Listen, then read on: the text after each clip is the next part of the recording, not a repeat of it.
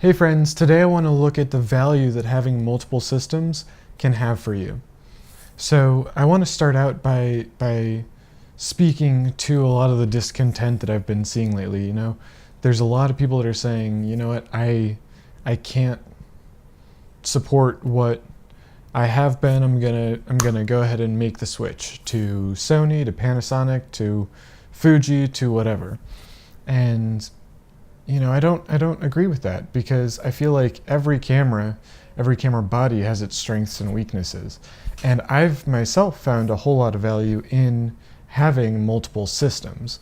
I shoot both Canon and Sony, and having the both of them has allowed me to see the strengths and weaknesses of each, and has allowed me to, pick and choose what I want to shoot on for specific things, right? So as a brief example, the night of the 4th, where I was, it was pouring down rain, and it was still really important to me to get both stills and video of the fireworks going off, because it's just fun to do, and I was there with my partner, and it was something we could do and have a lot of fun with together. And I took both cameras. I took enough support for the both of them. I had to go with my Canon system because it was more weatherproof, more weather sealed than my Sony system, and that's just how it is, and I didn't mind that, because I knew that I could really highly value the results that I got out of it, and that I could still keep really great images out of it, even though my Canon system is several years older than my Sony system. And that's just one brief example of, two different usage cases. I wouldn't trust a Sony mirrorless body unless it were something like the A9 in properly inclement weather. So I was getting poured on, and the camera body and the camera lens and the front element were all soaked, and my Canon system really stood up well. But in terms of autofocus and video, the Canon camera that I have doesn't stand up well against the Sony system. In terms of, video in general, I get 4K, I get S-Log on my Sony system. I just have a Canon DSLR, it's not a 5D Mark IV, so I don't get C-Log, I don't get 4K on that. But I still really think that the footage that I get out of it is fantastic, and I really value that, but it's not, I don't think that it's as versatile an option as I used to. And that's totally okay, because they each have their different strengths, right? And those are two very brief examples, but I want to speak to some more general cases where this could be true too. To my mind, there are a lot of people who are looking for, the one camera to fix all the problems, the one perfect camera, and no company is going to make the one perfect camera at whatever price point, right? So what you got to deal with is the benefits and limitations that each camera body provides. And you also got to think about which system you've bought into.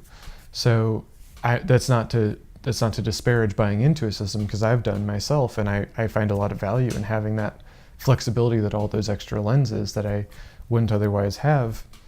I find that flexibility to be really invaluable. But with my 60 in particular, I think its strength is stills. I think it's in being exactly the form factor that I want to use when I'm very particularly interested in making stills. I really trust how much detail I can pull back from the highlights, and I really trust how much detail I can pull back from the shadows. On the other hand, with my Sony system, it being APS-C sized, I'm going to be able to get, that video look and feel much more easily out of it than out of, the full frame Canon. And while I much prefer the full frame aesthetic, and many people do, it puts me in that place of the videographer a lot more easily than, because it looks right. It looks like cinema should look. The depth of field is all right, everything like that. But on the other hand, when I'm trying to be really light and nimble, when I want to just, have a camera with me, I don't necessarily want to lug around a system. I'm going to go ahead and trust my Sony, because I know that I can fit it just about anywhere.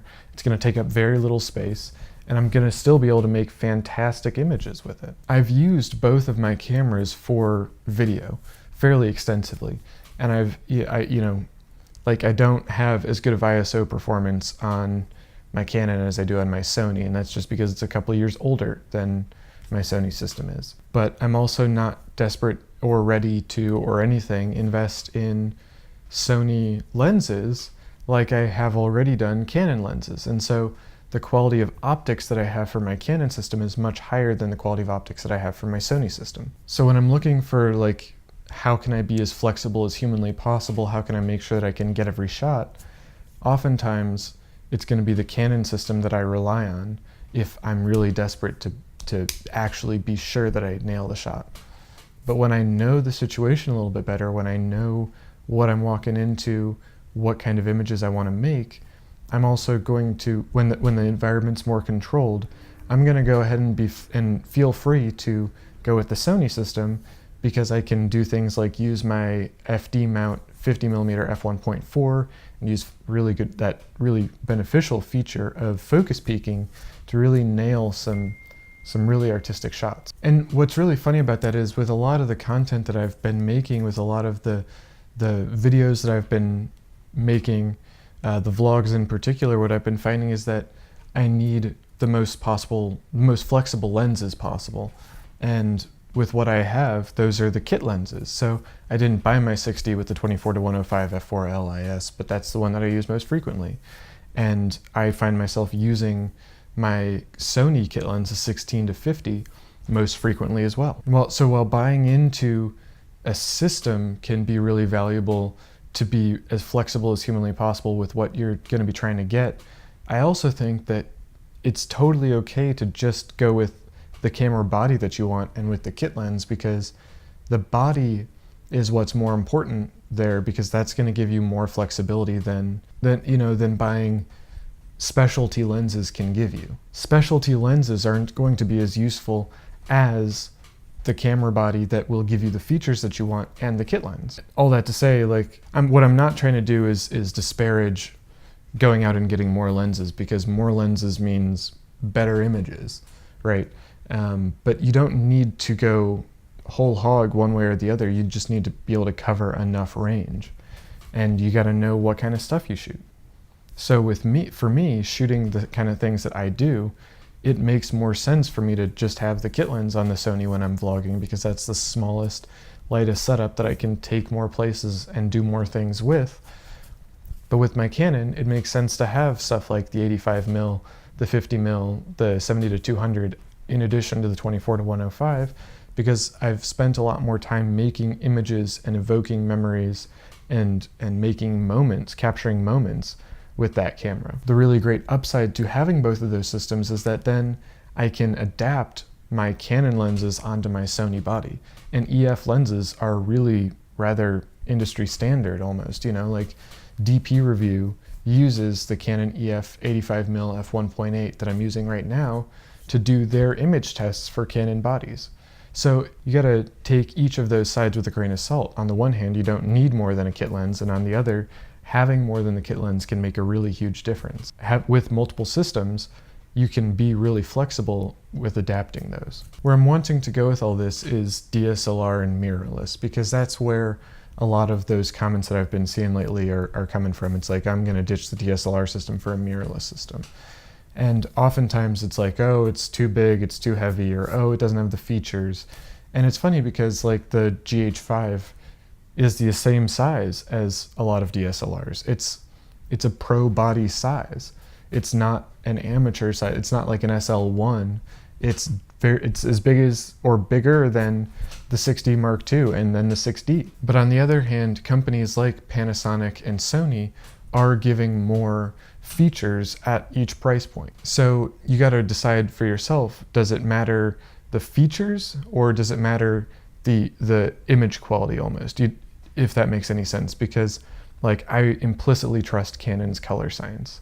I don't trust Sony's color science as much. I do a lot more work on my Sony images and video to make it look the way that I want, because I don't feel like Sony can give me the color profile, the color that Canon can, to the same quality that Canon can. And 4K does mean a lot to me, but at the same time, really good 1080 with DPAF is absolutely going to be more than enough for the vast majority of publication and dissemination that I'm going to be doing. So I think where I kind of want to circle back to is it's a little bit better, in my opinion, to have a camera for each task.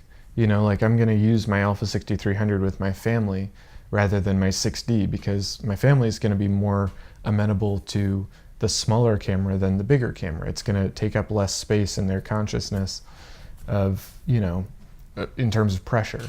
But having that bigger DSLR body is also going to look a lot better for clients that I'm engaging with professionally. So using dual systems is going to be more expensive one way or another, at the very least, because you have another camera body and another lens or multiple lenses in that other system. But I think it's worth it. I think you get more and you're able to capture more when you have tools that are dedicated for specific things.